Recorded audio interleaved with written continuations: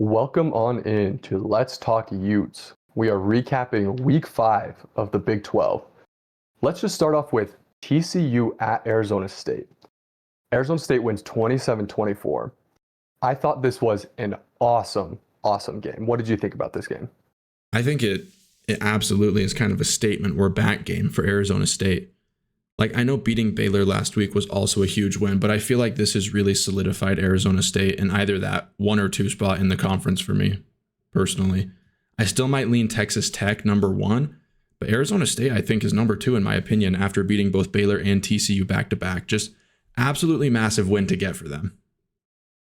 Yeah, I mean, that is an amazing pair of wins to get back-to-back.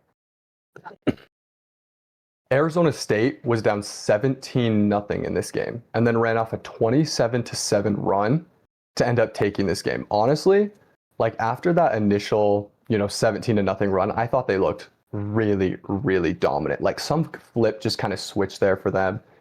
Honestly, holding TCU and Baylor back-to-back both to 24 points, like that makes me think pretty highly of their defense. And I don't think TCU is like a bad team. They lost to a good Arizona State team. I still think TCU is in the mix for everything in the Big 12. I think this was 2 of the top 5 teams in the Big 12 going at it. Yeah, I mean, looking at these team stats a little bit deeper, Arizona State looks pretty dominant in pretty much every category here. 25 first downs to 15, way more yards total, 500 total yards to 271, even outpassed them, outrushed them like crazy, 209 to 12. So this Arizona State team is going to be dangerous this year. Yeah, and they even missed 2 field goals as well. Could have had 6 extra points. I do think Arizona State looked a lot better than TCU. They definitely deserve to win this game. Yeah, that was a great win for them. Yeah. Moving on to Houston at Oregon State. This one was a crazy game. Houston needed overtime to beat 0-4 Oregon State. They were on the road, so that is, a little bit harder, but they had to kind of come back there, You see, 14 points in the fourth quarter to be able to tie that up and then 3 in overtime to win. Houston, it's not looked the prettiest, but they're 4-0, What can you say? Yeah, honestly, at the end of the day, the win is what matters. People won't be thinking about this game if Houston can kind of clean it up and start playing better. Connor Wigman had his worst performance of the season, I would say. 2 TDs, 1 interception. He only had a 39.7 QBR. Let me look at the team stats. Yeah, truthfully, it's looking like a pretty close game. Overall, Oregon State actually outgained them in yards and had more time of possession. So Houston is very, very lucky to come away with the win in this one. Yeah, I think so too. Yeah, good win for Houston to keep them clean and heading into Big 12 conference play, but, not the prettiest one. But they got the W. That's all that matters, really. Okay. Arizona at Iowa State. There was some buzz that, Arizona State was going to keep it close, or that this was going to be a really good game. Iowa State really this is the statement win for me, 39-14. They controlled this entire game. Before like beating Iowa and Kansas State, I had kind of looked at Iowa State and I was like, those are 2 okay wins, but I'm not sure how good either of those teams are. Getting Arizona, who I don't think is like top of the conference, but I do think is pretty okay, but dominating like that, and it wasn't close, really looking like the superior team in every aspect, that's impressive to me, and that's risen them up in my eyes for sure. Yeah, I can't lie. I was pretty down on Iowa State. I thought Arizona was going to beat them, truthfully, this week. I thought Arizona was just a better overall team, but Iowa State played a great game. They got a good win. I would say I don't think it's as dominant as you think it is. I think that if you play this game 10 times, Arizona's winning a few of those times. The team stats are relatively close. Arizona with 20 first downs, first 19 for Iowa. Iowa State, 400 yards for Iowa State, 360 for Arizona. Relatively similar. Arizona with 1 more turnover. Time of possession is similar. But yeah, definitely, in my opinion, Iowa State's probably their best win yet. Or maybe the Iowa win is looking pretty good after Iowa played Indiana close.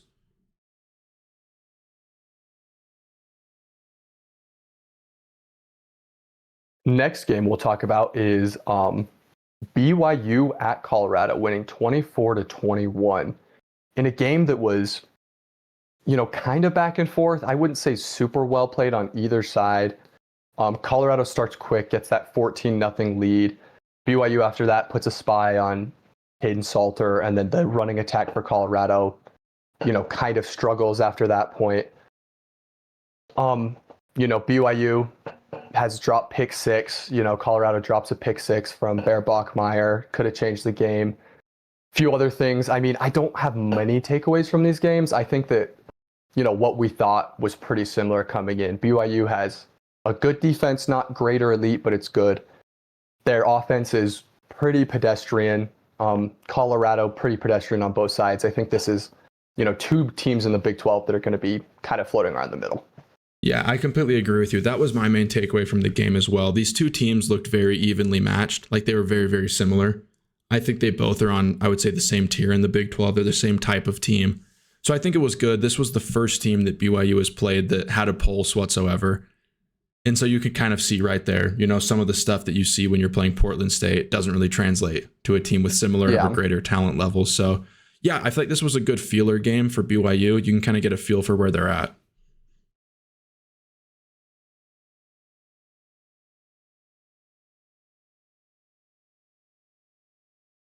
Cincinnati goes into Kansas and gets the win, 37-34. I have to say, I was not expecting this one at all. I thought Kansas was going to completely control this game. But I mean, I was impressed with Cincinnati, dude. They played so good, actually. Like, that team is really, really solid. I think I kind of, after the Nebraska game, I was like, oh, man, like, I think they looked like well coached. They were in the right spots, but like they just didn't pop to me. They didn't look like they had like that dynamic level of talent.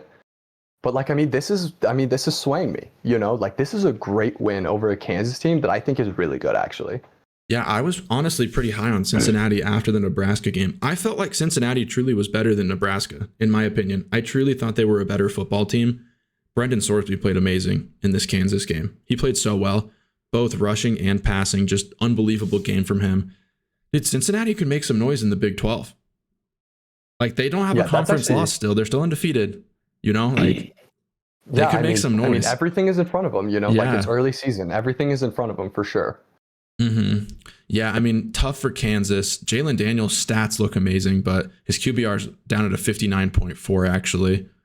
It's intriguing. Yeah, that's pretty surprising because it's like they're producing a lot. I mean, that's over is that around 600 total yards of offense? Like that's a lot. Like getting only 34 points from that seems like maybe kind of 603. That was for Cincinnati. 597. Holy crap! Yeah, dude. So it was an insane shootout. Insane moving the ball up and down. I mean, I'm surprised this game wasn't played in the 40s or even the 50s. Dude, looking at those stats, very unusual. Yeah, I mean, I don't know what that says about either defense, but the offenses can move the ball. I guess what's hurting Jalen Daniels is the fumbles. 2 fumbles, 1 lost, I guess. But yeah, I don't know. Interesting, yeah. I think both those teams are pretty good. I think they're solidly like mid-tier Big 12 teams as well. I agree. Okay, Kansas State gets back on track with a 34-20 home win against UCF. This was one that I kind of saw coming because, like, if they had any fight left, this was the game they were going to fight. Like, they still only had 1 Big 12 loss. Everything is still ahead of them in the Big 12, per se. Playoffs is probably out of reach, obviously. But, I mean, they got it done. Avery Johnson looking decent this game. 12 rushes, which is what I like to see, honestly. I was about to say, by far, Avery Johnson's best game ended with a 91.4 QBR, 18 of 25 for 168 yards, 2 touchdowns. But it truly is the rushing made the difference. 12 carries for 75 yards with a long of 25. It completely changes their offense. Yes, totally agree. Like, I cannot believe what they were thinking early in the season when they weren't running him. Like, it actually made no sense to me at all. They finally feel like they've realized that, we need this to be effective. Like, it's not like something that's nice to have. It's like required to have. Yeah, the offense does not work without the quarterback run with Avery Johnson. Mm-hmm. UCF only 1 loss in the Big 12, still in it. Mm-hmm. Okay, Baylor at Oklahoma State. I have to say, I expected this one to be like 55-7. Honestly, respect to Oklahoma State for being able to score 27. Yeah. I mean, Zane Flores, probably his best game of the season, 23 of 41, 232, no touchdowns, 45 QBR, which, doesn't seem great, but I mean, by his standards or Oklahoma State standards, that's pretty good. It's a miracle game. Yeah. Yeah, I mean, honestly, Oklahoma State, I think that they they showed more fight. They were a bit more energized after the Gundy firing, truthfully. Like, I felt like they played a bit harder. They still lost, but with that offense putting up 27, that's a good game for them. Yeah, I mean, maybe Gundy was just that unlikable. You know, like he comes off as that to like, I think non-Oklahoma State fans, but maybe they felt that in the locker room too. But I mean, Baylor, their defense, man, you gotta allowing 449 yards to Oklahoma State. Yeah, extremely questionable. Yeah, they did put up 612 yards though. Yeah, I mean, it's crazy. Like Baylor is just it's so weird because they're almost like the TCU of last year, where like the offense is top of the conference, but the defense is just so bad that it limits them so heavily. Yeah, it's kind of what it's feeling like to me.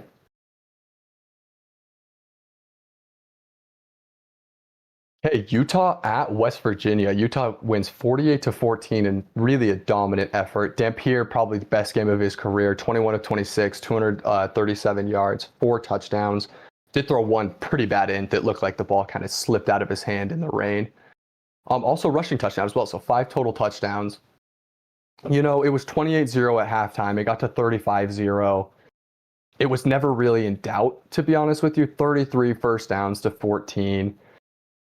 I think that it was a dominant performance from Utah. The only thing I'll say that Utah could really work on here is the run defense. When they get to a team that actually, you know, has the talent to compete with them or be able to run, you know, like Texas Tech beat them through the air. Really, the run was secondary for them. But when they get a run-heavy team, I'm worried because they actually outperformed Utah in the run this game. Yeah, I will say, first off, great bounce back game for Utah. Definitely needed this after the game last week against Texas Tech. They honestly, I think Utah showed that they can pass downfield and that is a threat. And I think that's something really important to establish. But yeah, I agree with you that the run defense was a bit lax against West Virginia. Like in Utah's defense, it was similar to Texas Tech where it's like hits the fourth quarter or the late third and it's like they rip off a couple super long runs. But, you know, that's part of the game. You have to play defense the whole game. You can't just stop at halftime defending the run. You know, like I think exactly. 200 of their rushing yards were in the second half, but like, you got to finish the game with the defense. And some of it was on the second team defense. So I'm not like super worried yet, but it's something to look at. It seems like this defense maybe is losing focus or something towards the end of the game. Yeah, it definitely seems 261 is too many yards to give up on the ground. It's way too many. No matter the scenario, it's too many. But yeah, 532 yards for Utah on offense. Really happy with that. 290 passing yards is absolutely awesome. 9.7 yards per pass. That's a really good number that I think a lot of Utah fans are going to be intrigued in. Well, I think that's the key stat, honestly. Mm-hmm. Dampier played super well. 90.7 QBR. Yeah, great. Let's move on to predicting next week's games. Full Big 12 slate, I believe, next week. Nice. So we're trying something a little new here on the channel. We're going to show some more visual aids, and we're going to predict these games on Playoff Predictors. West Virginia at BYU on a Friday night. This one, to me, I just think West Virginia, they're too injured. They don't have it. The lack of talent is just there. I think this one will not really be close. I think it's going to be BYU just running all over them. I think BYU, pretty easy game here. I agree. I think this one's over in the first half like it was against Utah last week. On the road as well, I don't think West Virginia is going to have any juice for this game. I think this is a pretty easy pick for BYU. Short week as well is the thing. Mm-hmm. Yeah, see, kind of a similar thing here. Like, I think TCU just has way too much for Colorado. I think it's kind of like the worst matchup for Colorado, honestly, because like they're going to be really targeted in that kind of weak secondary that we've seen. TCU, I think, kind of in a blowout here over Colorado as well. Yeah, I'm right there with you with this TCU Colorado matchup. I think Josh Hoover is just playing too well. I don't think Colorado has the secondary to be able to stop this offensive attack. I do think there's a potential for us to kind of look at TCU's defense and be like, oh, you kind of allowed a lot of points. But at the same time, it's like if it's like a 45-28 game, that wouldn't shock me with TCU winning, of course. I don't see Colorado being able to keep TCU below 30. And like, I don't think they can score 30 on TCU. I think there are a lot to score like 38. Yeah, I totally agree. Baylor at Kansas State. This one looks interesting. I think that's Kansas State. Honestly, Kansas State at Baylor. Kansas State at Baylor. Sorry about that. Mm-hmm. I'm going to go Baylor here because I just believe in the offense so much. But I do think Kansas State has an okay defense. Most of their problems have been on offense, to be honest with you. and Baylor's defense kind of sucks. So I'm actually going to go Baylor, but like really close game, like closer than you would think. Yeah, I can definitely see that. I've got Baylor here as well. I could see Kansas State getting a little bit frisky here, making it tight, but I do think Baylor's just a better overall team. Yeah, and here's a game that's very interesting that maybe wasn't circled for me, even last week, but now after the week's results is kind of a game that I'm going to be keeping a really close watch on. Iowa State at Cincinnati. I think that that's really spicy after Cincinnati beat Kansas. I completely agree with you. I'm going Cincinnati here. I think they're going to beat Iowa State. I think they're going to take them down. Guys, I'm going to keep predicting the upset on Iowa State until it happens. I'm going to be right one of these weeks. One of these weeks it'll be going. See, I'm going to split here. I'm going to go Iowa State. I think they showed me enough against Arizona. The execution was sharp enough that I think if Cincinnati has, maybe some issues with execution like they did against a good defense that Nebraska had and probably a similar defense Iowa State has, I think this will be close, but I'm going to go Iowa State. Yeah. I'll pick Iowa State for the pod, but let it be known we're split on this. Mm-hmm.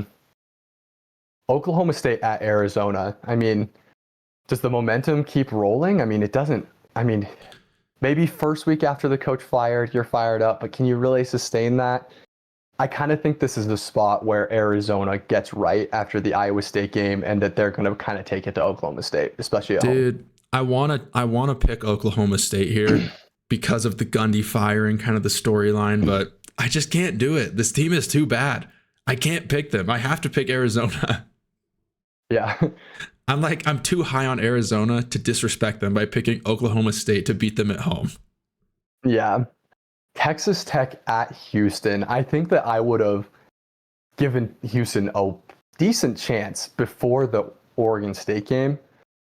But I mean, I just don't think Houston, with their offensive issues, I mean, they're having execution issues against bad defenses. Texas Tech's defense is elite. Mm-hmm. And I think they're the best team in the conference. So I have Texas Tech in a blowout here, going on the road and blowing out Houston.